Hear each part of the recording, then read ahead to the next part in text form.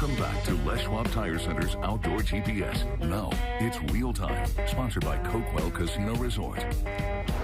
Welcome back, everybody. Thanks for joining us this morning on the 5th of July, the day after the 4th. I hope everybody had a great 4th of July. But, Bob, I actually got you in here on a Saturday, the day after the 4th. How'd that happen? I don't know, but we're a little early this year, and I like that. Yes. Feels like everything's been a little early this year, so we're just getting that much closer. It's exciting. Well, and for you, he works over at Archers Afield. You're in this business 24 hours a day, it seems like, 365. Even he's a crazed winter steelhead angler. Even then, he's thinking about elk hunting, and I get it, right? I mean, this is, you live this stuff every day. I do. And there's a reason why everybody calls you Bugling Bob. We'll get to that in just a little bit. But it being July, again, like you mentioned, a little bit early for us in getting you in, which I think is finally the right way. What should we be doing as bow hunters? We all know if we got tags or not. We all kind of know where we're going to be going, barring anything crazy that happens. What should we be doing right now to get prepared? Talking about normal people like myself that really haven't touched our bows or really gotten too crazy since September. Right. So first thing is you want to check your bow out. You know, if it's been in the case for a few months since last year. Make sure your strings are in good shape, your strings and cables. Definitely bring your bow in for a tune-up. We can check, you know, make sure it's tuned, cam timing, center shot, knock height, all that stuff. Does that stuff change, though? I mean, is that really something that if you put your bow away in the end of September, hopefully for some of you, you were lucky enough and it was earlier in September, but is it a consistent thing that happens where you can see a change, or is it kind of a fluke thing that you see a change? It's pretty consistent. Strings and cables are affected by heat, so depending on where you stored your bow for the last 6 months, if it was in a case, maybe in a hot garage or something like that. Strings and cables stretch. That's a super normal, common thing. We deal with it all the time, and the first thing to do is check your bow out. Before you even start shooting it, make sure it's good to go. That's an easy thing to do, and then, my advice to everybody always, shoot as much as possible. Just shoot your bow. Once we tune it this close to the season, it's going to be good to go. If you do need a new string, now's the time to do it. We still got a couple months. I know we say the end of next month, but that's still 60-ish days. It's literally next month. It's literally next month. We're bow hunting elk. Favorite time of the year. So just bring your bow into me down there, and we'll check your bow out first. And then there's lots of options to shoot your bow right now. I do every Thursday night, year-round at Archers Field is bow hunter night. So I do that, year-round until hunting season. Where you're going in and you're actually shooting. We're shooting broadheads in the shop, 30 and 40 yards. So it's awesome. And then we also shoot on a Wednesday night up at Sylvan Archery Club. They have a broadhead league, and that goes for 13 weeks. So we're shooting, broadheads a couple nights a week, and that's definitely something to start thinking about.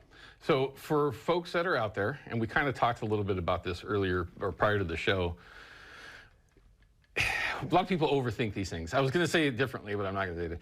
A lot of people overthink these things, right? Now, basics of getting the bow tuned, making sure that it is good to go. Everything else falls down on you, right? Shooting is more important than maybe what you're overanalyzing on the internet. 100%. 100%. I see that a lot.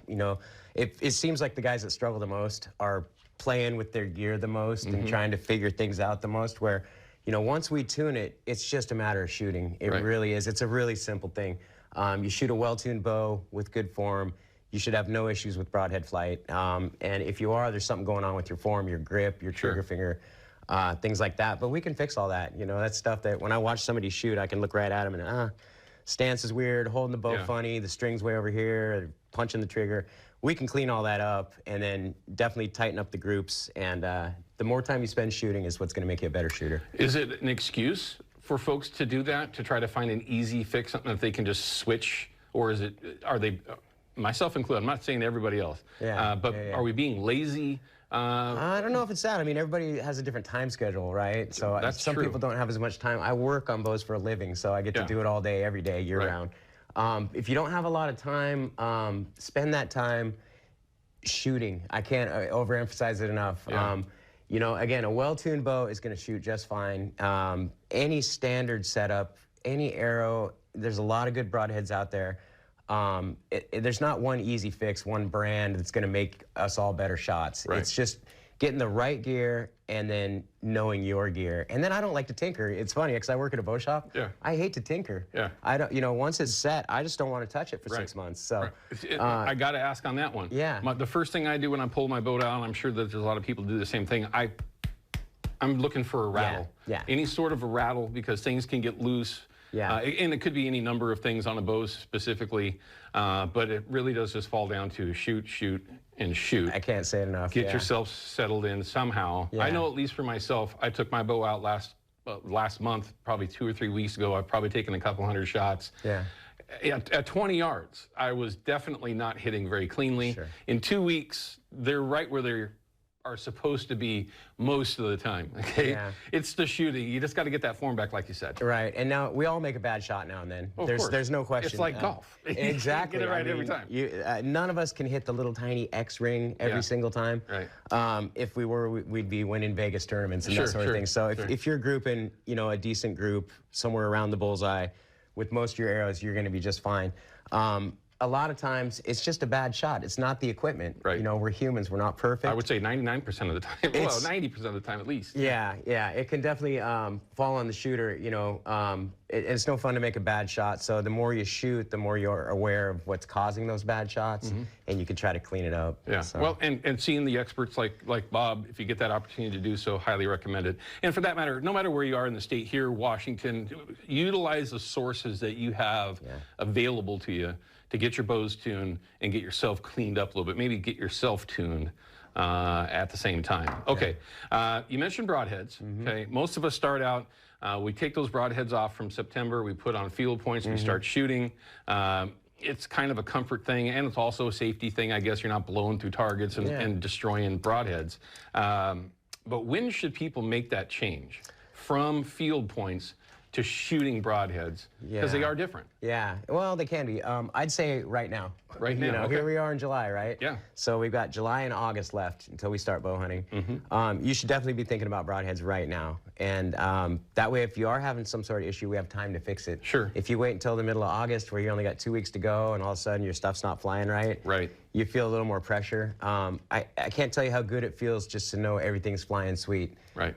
So, you know, that being said, we shoot the same arrow. You got your field point right there. I got my broadhead right here.